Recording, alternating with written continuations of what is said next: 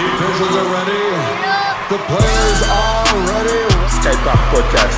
Undisputed number one attraction, the pound for pound superstar. Pour vivre basket, il faut penser basket. It's over! Unbelievable! Allez, on va passer à notre invité suivant. Donc, c'est Jérémy Vernon. Alors, Jérémy, il est coach à Tresse. Je crois qu'il joue encore aussi à Tresse. En tout cas, il faisait partie de l'équipe première. On va lui poser la question parce qu'il me semblait qu'il avait arrêté. Je sais pas s'il a repris depuis. Mais Jérémy, il est aussi, je crois, président. Je dis je crois parce qu'il est peut-être pas seul à gérer ça. D'une association qui s'appelle Bordeaux Basket Academy. Et très honnêtement, je sais pas trop ce qui s'y fait, mais j'ai eu des échos et des retours sur ce que les gamins de cette association font. Et apparemment, ils font des choses vraiment, vraiment sympas. Le niveau des petits est vraiment pas mal. Et donc, je sais que Jérémy, lui, c'est un passionné à fond, à fond. Je voulais en parler avec lui et qu'il nous éclaire sur tout ça. Ça te parle, toi, Bordeaux Basket Academy? Pas du tout. Non. C'est une asso qui fait que du basket ou de... Apparemment. On va découvrir. Il va nous en parler, Jérémy. Très bien.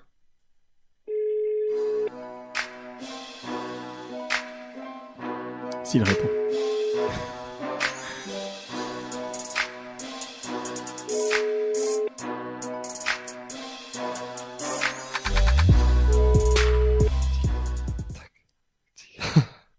Tu couperas ça, bien sûr. Ouais. Allô? Jay! Oui. Comment tu vas? C'est Ablaye. Salut Ablaye, ça va? Je suis avec mon ami Jordan Gonzalez. Salut Jérémy. Salut Jordan.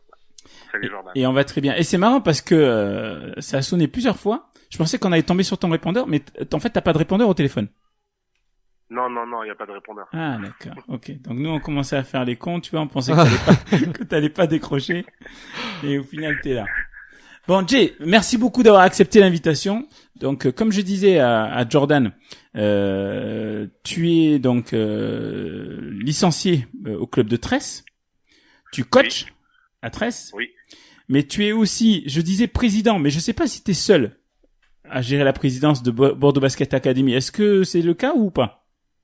Alors, ouais, je suis seul et je suis accompagné de mon coach assistant Ouais. qui s'appelle Kadoumadi Mhm. et avec qui j'ai joué un an dans les Landes d'ailleurs et qui est employé au club de Biscarrosse. D'accord, super. Bon, on a plein de questions à te poser, Jay, parce que tu vois, j'ai eu pas mal d'échos par rapport à ce que tu fais. Tu as lancé un camp qui va avoir lieu en avril, tu vas nous en parler. Il y a Bordeaux Basket Academy qui tourne bien. J'ai eu des échos, on m'a dit que les gamins ils s'éclataient et qu'ils développaient vraiment du beau jeu. Avec Tresse, t'as de la réussite en termes de coaching. Donc, on va parler de tout ça. D'abord, Moi, j'ai une première question. Vas-y, Jordan. Est-ce que ça a quelque chose à voir avec le club de Bordeaux Basket, justement? Ou pas du tout? Non, ça a rien à voir du tout. Ça n'a rien à voir, ok. Avec- Et du coup, ça consiste en quoi, ton association? Alors, mon association, en fait, si tu veux, je me suis inspiré un peu des clubs AAU aux États-Unis, puisque d'ailleurs j'ai passé 2 ans. Donc, si tu veux, c'est des clubs. Tu réunis des gamins de plusieurs lycées et tu fais des tournois, par exemple à Las Vegas, en Floride ou dans d'autres endroits. Et le truc de ces clubs-là, c'est que tu réunis, il y a des clubs où tu réunis n'importe quel gamin, et il y a des clubs qui sont sponsorisés, par exemple par Nike ou Adidas, et ils récupèrent, si tu veux, les meilleurs enfants de par exemple, je vais te dire, 3 écoles différentes. D'accord. Donc là, du coup, tu as un niveau qui est vraiment bien. Donc, et ces clubs-là, ces équipes-là se réunissent, si tu veux, toutes les vacances. Donc, ils s'entraînent ensemble, ils vivent ensemble, et ils font des tournois en Floride, à Las Vegas, à New York. Donc, j'ai trouvé ça vachement intéressant parce que moi, quand je l'ai fait, ça m'a permis de découvrir d'autres personnes, d'autres villes et un autre niveau de jeu. Et moi, je me suis dit, pourquoi pas en U11, pourquoi pas faire ça en U11 et faire découvrir d'autres choses aux enfants et puis qu'ils s'amusent, quoi, qu'ils puissent s'amuser. Jay, pourquoi je comprends bien... Pardon, vas-y. Tout en jouant à un bon niveau, quoi. Ok. Pour que je comprenne bien le cheminement, est-ce que tu peux nous parler de ton parcours à toi? Qu'est-ce qui fait que Alors. donc tu t'es retrouvé aux États-Unis à jouer ce genre de compétition? Parle-nous un petit peu de toi. Comment ça s'est passé avant? Alors, moi, je viens de région parisienne. Donc, je viens du 94, Choisy-le-Roi. Et j'ai commencé très tard. J'ai commencé en minime, en dernière année minime. Je faisais du handball et j'avais mon meilleur pote qui faisait du basket. 15 ans? Dernière année minime, c'est ça? Ouais, dernière année minime. 15 ans, c'est ça? On a 15 ans, hein, dernière année minime. 15 ans, ouais. Ok. Ouais, 15 ans. Donc, du coup, il m'a proposé de m'amener à l'entraînement, car il était en minime aussi. Et puis, je suis allé à l'entraînement, un deuxième, et puis je me suis inscrit, et puis voilà. J'ai quitté le handball et j'ai commencé. Donc, deuxième année cadet, je suis monté en région à Créteil. Et j'ai commencé vraiment à aimer le basket. J'avais fait une détection par un contact. Et il proposait de me mettre en contact avec des lycées. Donc moi, mon rêve, c'était à peu près de pas être un joueur pro. Je savais que j'avais pas le potentiel, mais de vivre aux États-Unis ou de découvrir d'autres personnes, une autre culture. Donc j'ai fait ma première année à Atlanta. J'ai été pris par un lycée. Donc c'était un peu compliqué ma première année parce que je me suis blessé. Et quand je suis revenu, j'ai appris qu'il y avait un règlement qui interdit les joueurs étrangers de jouer la première année. Donc en fait, j'ai pas joué. C'était sympa. Ah ouais. Mais donc après, j'avais mon meilleur pote qui est parti aux États-Unis, mais qui était sur la côte ouest en Californie. Donc je me suis mis en contact avec un lycée à San Diego et je suis parti là-bas et j'ai joué une année et ça s'est vraiment bien passé. Donc j'ai pas pu rester par rapport aux universités puisqu'il y a pas trop en Californie, il y a pas trop de bourses. Donc au niveau des écoles pour payer, c'était vraiment compliqué. Donc je suis revenu en France. D'accord. Et là, je suis revenu en France, j'ai fait un peu de N3 en moins de 21 avant. Avant, c'était moins de 21 ans, tu dois avoir deux joueurs de Ouais, moins c'est de vrai. 21 Je me souviens de à cette règle. Gasposheim. J'étais à Gasposheim en N3 à Strasbourg. J'ai fait un peu les Landes, j'ai fait un peu le sud-est, Draguignan, vers Draguignan. Et donc après, j'ai fait Digne-les-Bains. C'est là que j'ai commencé à coacher. J'étais en service civique et bénévole donc. Puis je suis revenu dans le sud-ouest à l'Irak où j'ai joué 2 ans en prénat. Puis mon contrat s'est fini parce que il me restait 2 ans de contrat. J'ai fini mes 2 années, ils pouvaient pas m'embaucher. Donc par hasard, j'ai déménagé sur Bordeaux. Par hasard, je me suis entraîné avec Tress et le pivot qui était Baïsako, qui se blesse à une semaine de la rentrée. Donc je me suis senti un peu de leur donner un coup de main. Et puis en même temps ils m'ont proposé de coacher et puis voilà, je suis rentré à Tress. D'accord. Dans ce parcours, à quel moment t'as commencé à coacher? Alors en fait j'ai commencé à Paris, je le faisais mais vraiment en bénévole par exemple, j'étais à Bonneuil dans le 94 pour aider, voilà, il y a un coach qui peut pas venir, et voilà, j'aidais, je participais sur le terrain, l'école de basket, tous les entraînements qu'il y avait, mon entraînement, je participais. Puis après, on a commencé à me proposer de payer mes formations, donc voilà, c'est venu tout seul en fait. Et disons, parce que je vois sur les réseaux sociaux ce que tu peux partager, etc. Et comme je disais en préambule, t'es passionné. À partir de quel moment c'est devenu vraiment sérieux le coaching, l'accompagnement des jeunes?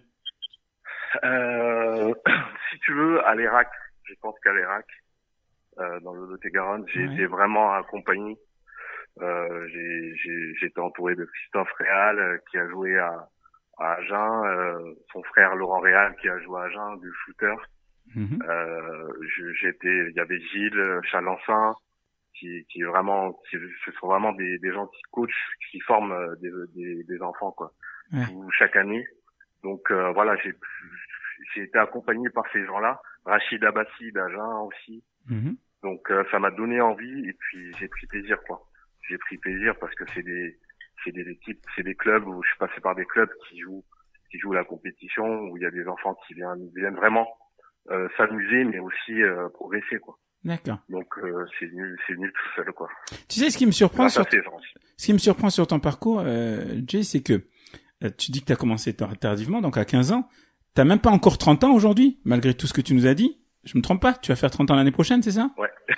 Donc, Ouais. donc ta carrière elle est quand même assez courte et moi ça m'a toujours étonné en fait les gens qui se tournaient comme ça très vite vers le coaching alors que bon tu jouais à un bon niveau, la 13 c'était de la N3 je crois quand tu jouais. Non, c'était la prénat. C'était la prénat? Ah oui, c'était déjà Ouais. descendu? D'accord. Bon, Oui, ça, oui, ouais. ça reste quand même un bon niveau. Et je suis toujours Oui. surpris que les gens se détournent comme ça, donc de leur propre carrière, pour se consacrer davantage au coaching. Et je me demande qu'est-ce qui a fait qu'à un moment donné, tu t'es dit bon, moi c'est cool, mais c'est plus les autres qui m'intéressent, c'est plus d'accompagner les gamins, de créer une association. Et tu vois, à quel moment tu te dis ça? C'est Ouais. une blessure? C'est Alors ouais, je t'avais pas dit aussi, j'ai mon oncle qui m'a transmis aussi par rapport au basket, c'est lui qui m'a transmis sa passion. Et en fait, quand je venais les étés en vacances à Nice, donc il m'entraînait, on courait sur la promenade, etc. Et en fait, le moment 2-3 jours avant que je parte au States, si tu veux, j'ai essayé de l'appeler. Mhm. Et en fait, il a pas décroché. Bon, c'est trop, j'ai été informé, si tu veux, qu'il était décédé. Donc voilà. Désolé. Et en fait, j'ai l'impression que non, mais t'inquiète, c'est pas fait. Et du coup, si tu veux, j'ai l'impression que tout ce qu'il a fait, hein, enfin au niveau coaching, en fait, j'ai l'impression que je comprends ce qu'il faisait en fait. Ouais. Je prends vraiment plaisir à faire ça. Et ma dernière année en tant que joueur, si tu veux, j'ai pas pris de plaisir. Mhm. J'ai pas pris de plaisir par rapport à moi, parce que physiquement j'étais pas là, mentalement j'étais pas là. Ouais. J'ai eu des blessures, enfin voilà. Et puis on n'arrivait pas à gagner des matchs.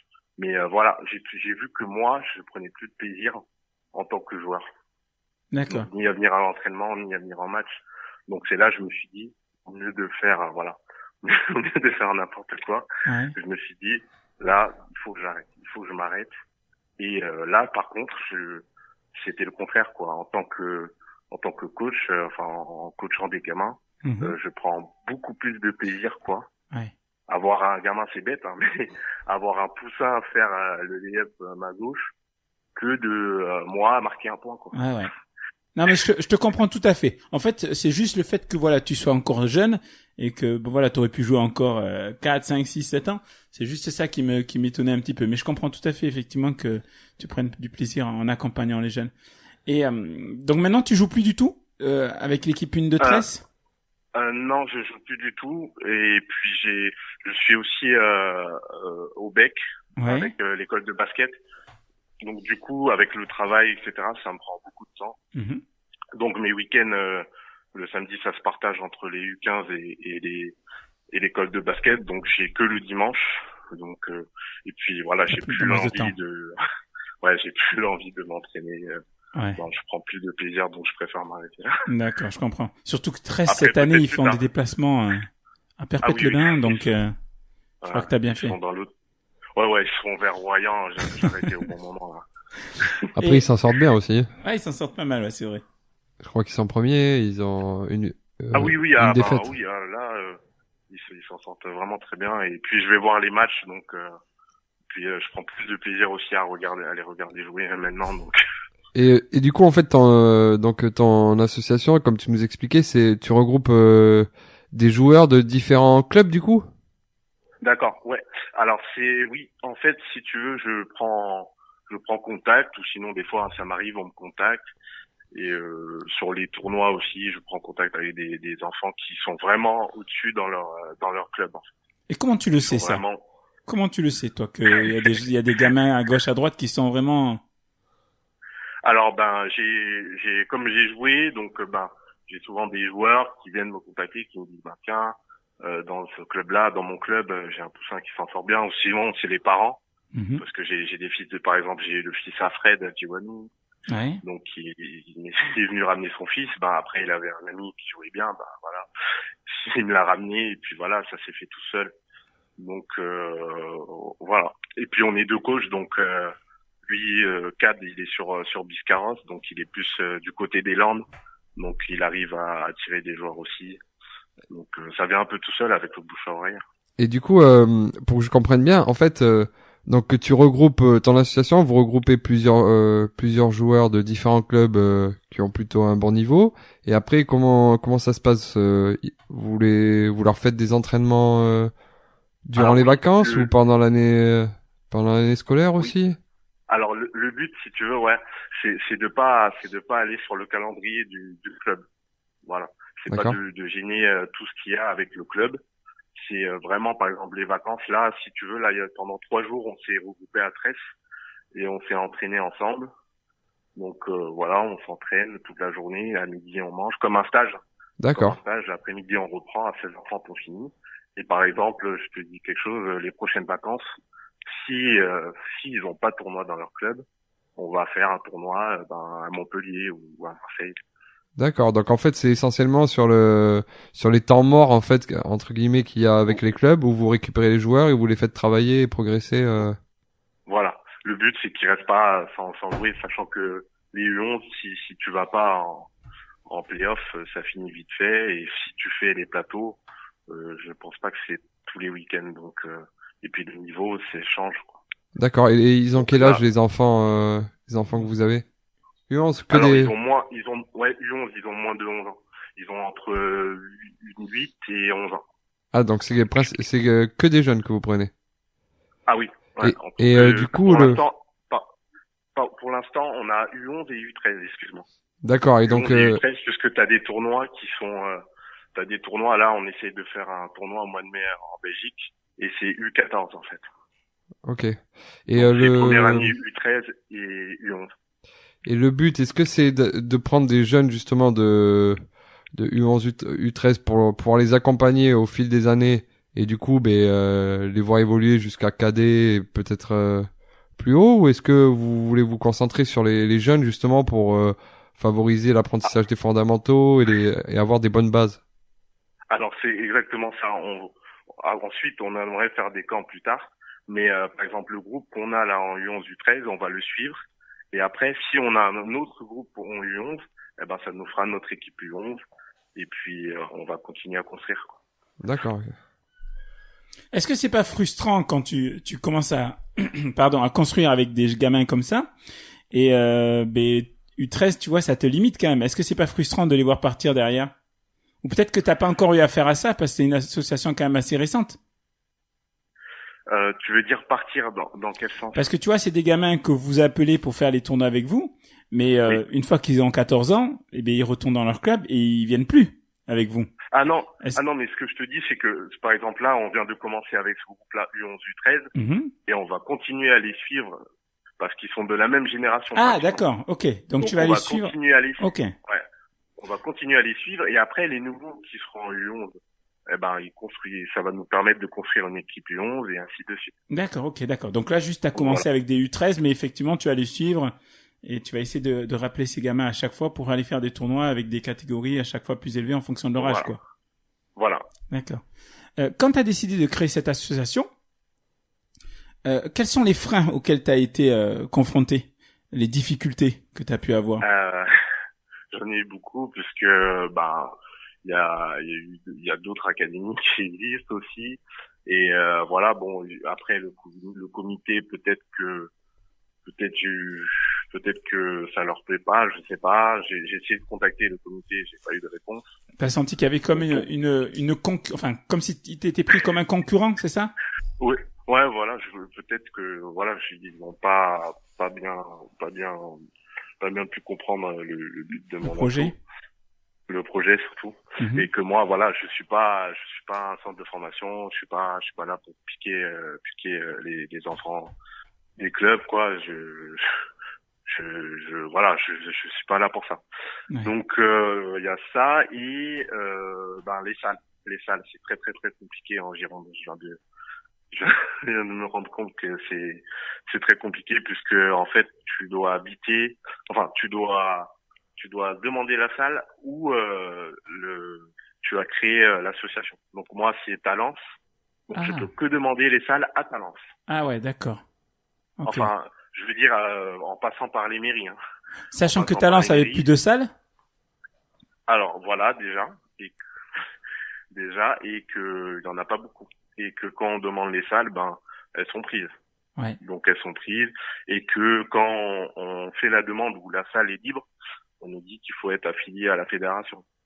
Mais voilà, c'est très très compliqué. Bon, après j'arrive à m'entraîner à 13 puisque j'y suis, et que Ouais. là-bas il y a moins de gardiens, il y a pas du tout de gardien, c'est moi qui ai les clés. Ouais. Donc j'ai juste à m'arranger avec le président, d'ailleurs Jean-Luc Dutil et l'employé Nicolas qui m'aide à prendre des créneaux de temps en temps. Alors, je Déjà, sais les pas. vacances. Je sais pas exactement ce que ça implique pour être affilié à la Fédé, mais est-ce que ça serait pas plus simple pour toi si tu étais effectivement affilié à la Fédé? Enfin, ça te demande des choses particulières? Enfin, ouais, je sais pas. Ouais. Bah, écoute, on est en train de bosser dessus. Il y a un dossier à rendre, donc on est en train de se pencher dessus et pour voir peut-être pour créer une section basket dans une école. On est en train de bosser dessus. Excuse-moi, mais en fait, ce que tu fais, ça me fait un peu penser à ce que fait le comité avec les équipes aquitaines de U11, U13, justement. C'est pas un peu la même chose? Tu vois, le comité, tu veux dire avec les sélections? Voilà, exactement, avec les sélections. Ouais, C'est une sélection des meilleurs joueurs de chaque club, en fait, qui font le comité. Oui. Après, sauf que nous, voilà, il y en a qui n'iront jamais en sélection. Et après, nous, on est ouvert à faire un camp où on ouvre à tous les U11. Donc voilà, nous, on est juste un truc en plus. Et voilà, on marchera jamais sur les sélections. Là, je te cache pas, il y a des U11 qu'on a cette année. L'année prochaine, ils seront en sélection. On les aura pas quand ils vont en sélection. Et là, on a eu 13 qui est en sélection Land, il est convoqué. C'est pareil. Donc nous, dans tous les cas, on gagne rien du tout. C'est juste pour le plaisir des enfants. Enfin voilà, quand on part en tournoi, déjà, même si c'est sur Bordeaux, on dort tous au même endroit. Donc on loue quelque chose, les enfants dorment tous au même endroit, ils s'amusent, ils sont potes entre eux. On essaye de voir pour faire des sorties, on a un minibus, enfin voilà. C'est vraiment ambiance cool, quoi. Ouais, ambiance On un est peu, pas là, un peu colonie, voilà, colonie de basket, quoi. Voilà, c'est juste ça, sauf qu'on est dans la compétition, quoi. D'accord. On est dans la compétition, au tournoi, à l'entraînement. Enfin voilà, je pense que et puis ça sort un peu du cadre club, voilà. Ok, parfait. Jay, est-ce qu'on a fait le tour ou est-ce qu'il y a des éléments dont tu voudrais nous parler et qu'on n'a pas abordé? Non, il y a pas, c'est bon. C'est bon, on a fait le tour? Oui. Bon, tu sais quoi, Jay, je crois que tu es un avant-gardiste avec cette idée de répliquer un petit peu le fonctionnement AAU. Ça marchera peut-être dans le futur, mais c'est vrai que forcément, comme c'est nouveau, tu as un petit peu quelques difficultés. Mais en tout cas, je t'encourage à poursuivre parce que comme tu l'as dit, ce que tu gagnes, c'est juste le plaisir des gamins. Et si c'est ça que tu gagnes, on est obligé de t'encourager là-dessus. Ah oui, non, mais de toute façon, moi, je contrôle rien du tout. Enfin, ils jouent tous dans un club différent. Je les force pas à faire des choix. Tout ce qui se passe en club, ça m'en concerne pas, quoi. Ah ouais. Nous, on est là pour qu'ils prennent du plaisir et puis. Et faire progresser. Et puis ouais. Parfait. Mais je te remercie beaucoup, Jérémy. Je te souhaite une bonne soirée et merci encore d'avoir accepté, de nous parler de tout ça. Ouais. Merci. Moi, je te remercie de m'avoir fait participer à ton podcast et moi, je te remercie pour tout ce que tu fais. Tu es toujours là à partager quand on t'envoie une affiche ou quoi, un événement. Donc voilà, moi je te remercie pour tout ce que tu fais dans la Gironde. Il n'y a pas de souci. Merci, Jérémy. Allez, à plus tard. Passe une bonne soirée. Salut, bonne soirée. Merci beaucoup. Ciao. Salut, Jordan. Ciao. Salut. Je trouve que il y en a de plus en plus des assos qui se montent comme ça sur le basket. Je pense notamment à Académie Younes. C'est ça? C'est comme ça qu'on dit. Alors après, c'est peut-être un peu différent parce que l'Académie Younes, je crois que c'est surtout basé sur le scolaire. Ouais, le scolaire. Après, c'est l'éducation un petit peu par le sport. Je crois que c'est un petit peu ça le slogan global. Donc c'est sport et puis l'école, le scolaire. D'ailleurs, c'est bien que t'en parles de ça parce que j'avais prévu à la fin de l'émission de dire toutes les personnes que j'aurais aimé avoir et que j'ai pas réussi à avoir. Et Abdoulaye, il en fait partie. Donc Abdoulaye, si t'écoutes ce message, on lui passe à cause de toi, peut-être qu'on va être obligé de faire une dernière. Bon. Non, je plaisante. Mais en tout cas, Abdoulaye Ndiaye qui gère l'Académie Qui Younus. gère l'Académie Younus. On lui fait un coucou. Il passe le bonjour. Ok. Donc voilà, ben, c'était sympa de la part de Jay. Il nous a expliqué un petit peu comment tout ça marchait, les projets de camp, etc. J'espère que pour lui, tout va bien se passer. En tout cas, il a l'air investi. Moi, je peux qu'encourager les gars qui ont envie de faire bouger Bordeaux. Dis-moi, c'est pas ce que fait aussi Vincent Mbassi? Ça ressemble. Honnêtement, d'après la description qu'il nous a faite, pour moi, ça ressemble beaucoup à la différence peut-être que Vincent, lui, c'est former les gars, les faire progresser pour qu'ensuite ils aillent signer en club à un bon niveau. Ouais. Je crois pas que Vincent fasse des tournois, etc. Je crois pas. Oui, Vincent, lui, c'est les joueurs ne sont pas dans un club, je crois. Certaines sont dans des clubs, je crois, et puis d'autres ne sont pas dans des clubs, sont juste dans son asso, c'est ça. Association. C'est ça. Ouais, c'est encore différent. Kemet Academy, je crois, c'est le nom. Et Vincent aussi, c'est une personne que j'aurais aimé avoir dans le podcast, mais décidément. il y a autre chose qui se trame. Vous le découvrirez plus tard.